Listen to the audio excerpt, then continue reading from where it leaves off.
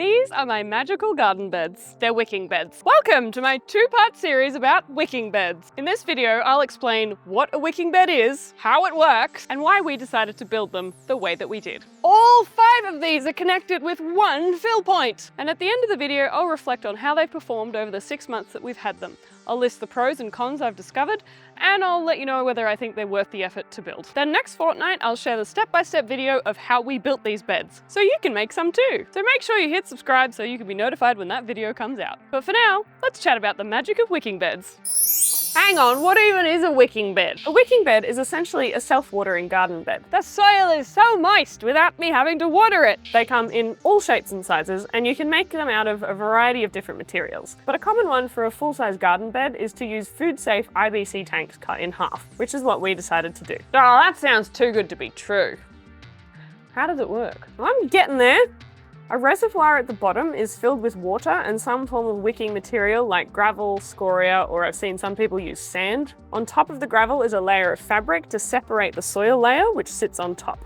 A pipe runs down into the reservoir to allow you to fill it with water evenly, and then the natural wicking process draws moisture up through the fabric and into the soil. This means that your plants can always access as much water as they need as long as the water reservoir has some water still in it. It's like magic. Hang on, what if it rains? Won't it flood the bed? Ah yes, a very important part of any wicking bed build is the water overflow.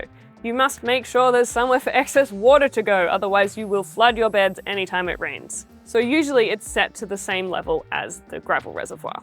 The excess water will overflow out of the pipe. You can also lower the pipe level if you ever want to drain the reservoir and refresh the water, and this is something that they recommend that you do every year or so. That is a lot of water. Yep, it is a lot of water, but having it down beneath the soil means it's not evaporating in the hot summer sun. In the long run, it is a more water efficient way of having a garden.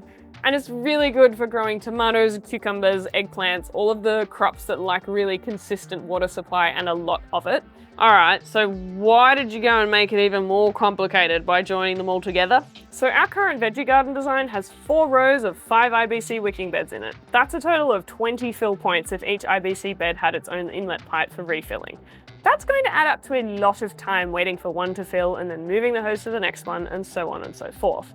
And if there's one thing you need to know about this property, it's that my dad will think through every project multiple times and engineer the best possible solution for it. Oh gee, lucky for you having an engineering dad. Yeah, I don't even have a comeback for that. I am very, very lucky. So shout out and huge thank you to my awesome dad for designing this and being the foreman for this project. Also to my partner Jacob for being the muscle and doing the majority of the shoveling and muscle work. This was really a team effort and I could not have done any of it by myself. Hang on, what did you do on this project? I filmed it and provided moral support. I did some stuff. I did some shoveling occasionally. Do you want to know how we did it or not? Yeah, get on with it. Sorry, you'll have to come back in a fortnight for the full build video, or if it's already out, there'll be a link up there and in the description.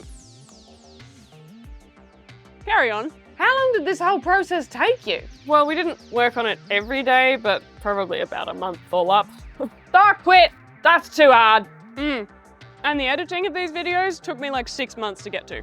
Now, obviously we chose just one method of building these wicking beds. You can use all kinds of different things. Anything that holds water can be used as the reservoir, whether it be a bucket, a pot, a bathtub, a raised bed that you fill with pond liner. For filling the reservoir, I already mentioned you can use gravel, sand, scoria, anything to just bulk up that bottom area. I've even seen some people use old broken bricks. Then there's the fabric layer, which separates the water from the soil. And there's lots of different options here as well. You can use shade cloth, fine stainless steel mesh, jute or burlap, but we decided to use something called geotextile fabric because it was easy to get a large amount of. Geo what now? Geotextile fabric is going to last the longest, but it is a kind of plastic, so if you're against using plastics, I can understand you not wanting to use it. I'm a bit iffy on it myself. More plastic! Studies show that it doesn't break down and get into your food, but it's up to you to decide if you're building these. I've heard of people using scrap natural fabrics, particularly heavy-duty ones like denim, that will take a long time to break down. Or even, you can use human hair. Human hair? That's nasty. Well, you'd also need a whole hairdressing salon to do this many IBCs, but I have done it for smaller wicking pots with hair. Well, no, this is making me feel weird. And how did you attach the geotextual fabric? Geotextile. That's another thing I wasn't too comfy about. we ended up just taping it in place to the sides of the tanks. More plastic. Yeah, but we had to keep the fabric in place and stop any soil from getting down into the gravel layer. Now, I've seen some people not secure it at all and just hope, but it is very important for the longevity of the wicking bed because once the soil mixes with the gravel, you don't have a water reservoir anymore, you just have mud. So in theory, plastic tape will only break down when exposed to the sun, and all of this stuff will be buried, so I'm just not thinking about it. So if your natural jeans fabric or whatever eventually rots out, then that's the end of your wicking bed? Yeah, pretty much. Another reason why hair is actually a better option if you don't want to use plastic geotextile fabric. Hair doesn't break down nearly as quickly as a natural fabric. No, don't tell me about hair anymore. Move on, please. Yes. Moving on from human hair, there wasn't time in the full build video to address this aesthetic outer paneling. It's both pretty and functional, so here's a little note about that. For context, the IBCs are sitting on a foundation made of wooden pallets. Hang on, the outside of the beds are all suddenly covered now. How did that happen? That was a mainly aesthetic choice. I would have used upcycled materials if the guy on Marketplace had responded to me. Oh, people on Marketplace always ghosting you. These are treated pine palings. As well as being aesthetic, it's also going to protect the pallets underneath the IBCs from the weather and therefore lengthen their lifespan. We want to protect them from rotting out for as long as possible. The divider between the beds was another little thing that we had to figure out because any soil when we were filling it that fell between the beds would also rot the pallets. So Dad just covered it in plastic and then put this edge on top. But they look really pretty now. Was it worth it? I'll take it from here, thanks past me. We're only 6 to 8 months into growing in these, but really enjoying them so far and can't wait to build another couple of rows. I am glad we did it. I love that I'm able to garden at waist height. It's so much better for my back, mulch, plant, harvest, everything is at waist height, and that is really a wonderful gift for a gardener. The watering has been really low maintenance. We've only had to top up the reservoir like every 2 or 3 weeks, and even then it's never been completely empty. But that's been amazing. I can go away to work for a while and not have to worry about the plants running out of water. It's been great for growing all those water-hungry vegetables like cucumbers, tomatoes. Got some celery in here that's doing really well. I've never had any luck growing celery before. It's actually holding way more moisture than I've ever managed to keep in it before. And the other unexpected benefit I've discovered is it's really great for encouraging strong root growth. All of their roots go really far down because they're all going down to find the water reservoir. That means it's been really useful as like an intermittent sort of nursery area. So like if I've got seedlings in my seed raising house and they get to sort of this big and they need to be potted up, I'd usually pot them up and use more potting mix and put them in a bigger container. But instead, I've started just putting them in the wicking beds because I know that the wicking bed will prompt them to grow really strong roots.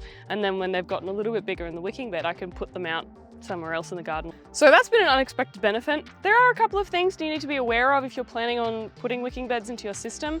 One of those being you will still need to water from the top when you've recently planted new seedlings. When they've only got small roots, there's not a lot of moisture in the top layer of the garden bed, so you've got to wait and water from the top while their roots get down into that really moist soil a little bit lower down. The other downside I've discovered is if they're not thickly mulched on the top of the beds, they will evaporate quite a lot. So I've noticed when the mulch layer got down and thinning towards the end of summer, I did notice that the water reservoir was emptying itself a lot quicker. While it is a more water efficient method, if you're not mulching on top, it could not be working as well for you as it could be. So the fact that you need to keep them mulched is something that you need to be aware of as well. Of course, you are gardening in a separate bed to something that's connected with the ground. So it's gonna take a little bit more time to build up the soil life and ecosystem and structure that you would get in, say, an in-ground bed or an in-ground raised bed. I've definitely noticed once the compost has sort of disintegrated and melded into the soil, the plants really slow down in their growth. So I'm gonna have to keep up some really intensive feeding and mulching to get the structure really going in these beds. I'm gonna have to introduce some worms. I'm making sure I leave all the root structures in from all the plants that were growing in summer. I'm just gonna cut them off at the base. So all those big, beautiful root structures will stay in the soil and create structure that is really necessary for the soil to really come alive. It is taking a bit of time to build that up. You're gonna have to put a lot more intensive inputs into these beds, at least to get them going. So while we're still working on improving the soil quality in life. I think overall they've been a success. The rest of the system is working amazingly. So while it wasn't cheap, it wasn't quick, and it wasn't easy to build them like this, the aim was to do it once and to do it well, and I think we have successfully done that. And with Australian summers getting hotter and hotter and drier, I think they will do us well into the future. Thanks for joining me for Wicking Beds 101, my magical garden beds. If there's any information about Wicking Beds you think I missed, please let me know in the comments. I just wanted to share all the things that I'd learned in the process of researching how to build these and in the process of building them. Also had a fair bit of content I wanted to share that didn't make it into the full build video, which is coming next fortnight in case you weren't aware. So please make sure you subscribe and look out for that video as well. In the meantime, thank you for being here, thank you for watching, and I will see you in a fortnight.